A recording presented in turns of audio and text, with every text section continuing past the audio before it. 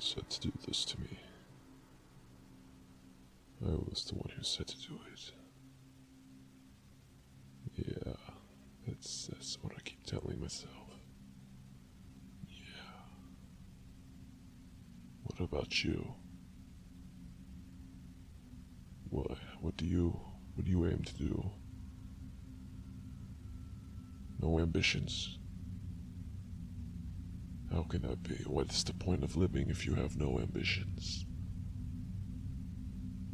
The Sith are all about pursuing their ambitions. They are all about achieving their goals at any cost. They do not allow themselves to be held back by society.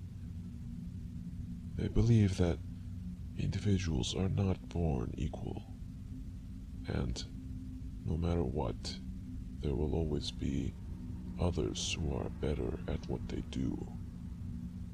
They reject equality, and they feel as though they reject equality in favor of individualism. You cannot sit here and tell me you have no ambitions. Don't worry about me. Worry about yourself. I may have not been able to get where I needed to be, but you still have potential. I can mentor you. My life may not be over quite yet, but in the time I have left, I would like to ensure that the next generation can achieve what I failed to do. All my power, all my wealth, all my knowledge, it would go to waste if I did not have a successor. And that successor is you. You must follow up on what I have done. You must continue what I've started. Otherwise, you will dishonor us both. The end goal, the ultimate end goal of immortality, don't you understand? This is not just about power or wealth. There's a much greater meaning behind all of this. And I expect you to understand where I'm coming from. All through my life, since I was a young man, all I've ever wanted was to impose order on society. The government is incompetent. It is not efficient because it assumes that people are equal. It's one fatal flaw. The rule of law does not apply to all.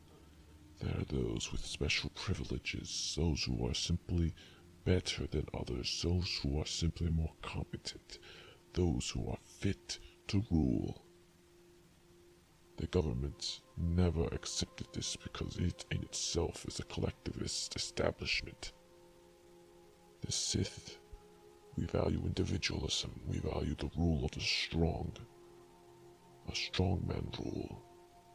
But for a society to put this into place effectively and not fail as it has in the past, there's simply one thing that needs to be unlocked, and that is immortality. I've built my businesses, I've amassed my wealth. However, I've always lived a humble life because monetary value means nothing to me in terms of materialistic goods. The wealth I've created, it has gone to my research.